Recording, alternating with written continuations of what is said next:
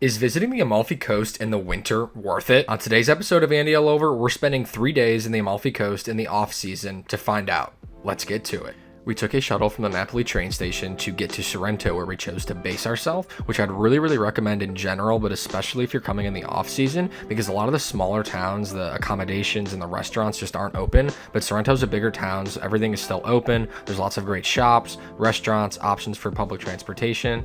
Not to mention, of course, that it's also incredibly gorgeous.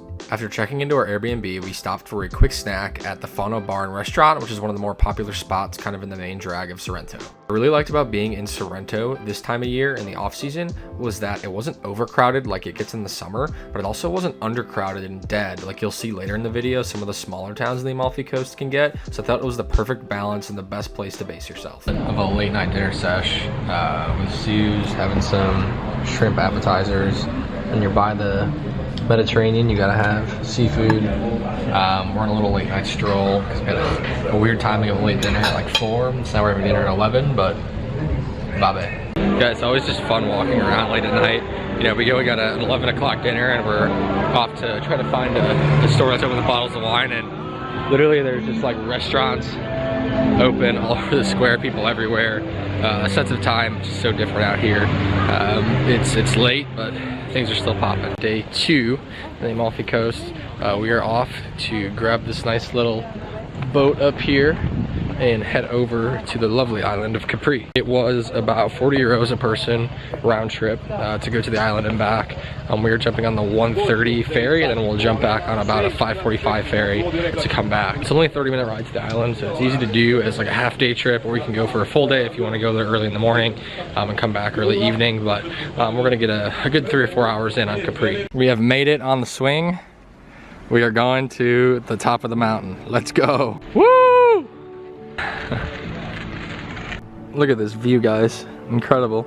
The views on the way to the top of the mountain in Capri were absolutely gorgeous from the swing. It's something you definitely can't miss when you're in Capri. All right, everybody, we have made it to the top of Capri. We definitely took our time soaking all the views from Capri's Monte Solare mountain before getting back on the swings and heading back down to explore more of the beautiful island of Capri.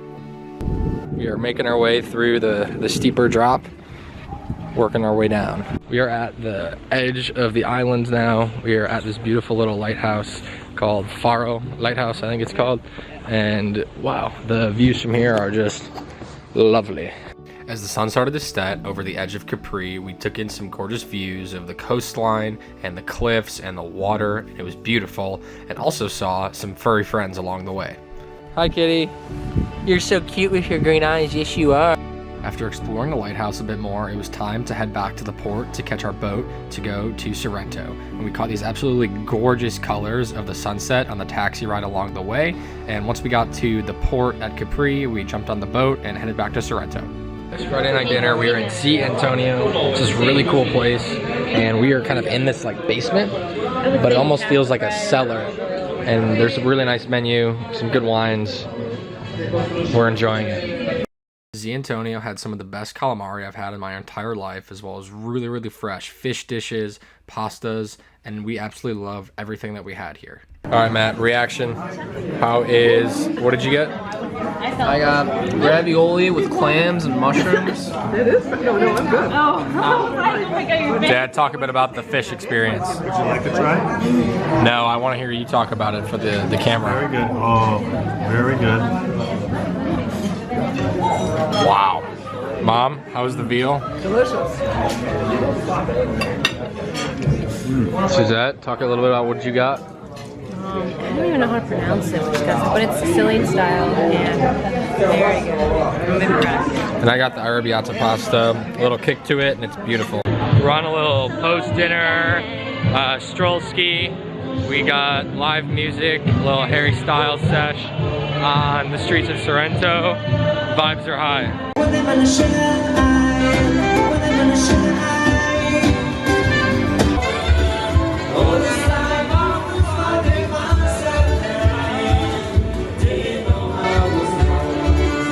The next day was our third and final day on the Amalfi Coast, and we were doing a day trip to see 3 different towns, Positano, Amalfi, and Ravello. And we started off in Positano, which is one of the most famous towns in the Amalfi Coast, but we found it to be really, really empty. Like, there was almost nobody there, which was a really, really cool experience to see this beautiful town that you see all the time on social media and movies, full of people, but it was almost completely dead. So it was really cool to see, but at the same time, there just wasn't that many things open. There were so many different restaurants and hotels that would have signs that would say, we're not opening until spring. So for me, while I felt that seeing Sorrento and Capri in the off-season had its advantages for less crowds, I felt there was almost a disadvantage in Positano because so many things were closed. We are here now on the main square of Amalfi, the second town of our day trip today, the Amalfi Coast. And wow, very beautiful town square. This is awesome. Compared to Positano, Amalfi was a lot more vibrant. There were a lot more things open, a lot more people walking around and sitting at restaurants. So I felt Amalfi kind of had that really cool off-season vibe where it had less people, less crowds, but it was still happening and there were a lot of cool things to do. After we finished up walking around Amalfi a little bit more, we jumped back on the van with our tour guide and we took a drive up to the final town of the day that we were visiting. It's a town called Ravello. It's very high up in the Amalfi Coast, so it's a little bit of a drive to get up there, and you're going through the winding hills, and once you get up there, there's beautiful picturesque views kind of on all angles because of how high up you are. It's a much smaller town, I found, compared to Amalfi and Positano, so there's a little bit less happening, but it's really, really peaceful and tranquil to walk around. There's lots of really beautiful views from all different angles, and there's also some cool villas you can check out. There's lots of cool gardens that you could go explore with beautiful flowers and trees. So overall, we really, really loved Ravello. It's a place I'd probably only spend a half day to a day in. I don't think it's somewhere I would really necessarily recommend staying, but for spending a few hours walking around, it was definitely worth it for us. At the beginning of this video, I posed the question, is it worth it to visit the Amalfi Coast in the winter or in the off season? And wholeheartedly, my answer is yes. The weather worked in our favor as it was usually low to mid 60s. There were way less crowds than we would get in the summer, but we still had so many great things to do and beautiful sights to see and food to eat. I think the only exception was Positano, which I really just kind of felt like was dead, but we had an amazing time in Sorrento and Capri and Amalfi. So overall, I can definitely recommend going to the Amalfi Coast in the winter. I think you'll have a great time. Thanks so much for watching this video. Make sure to subscribe to AndyAllOver, and we'll see you next time.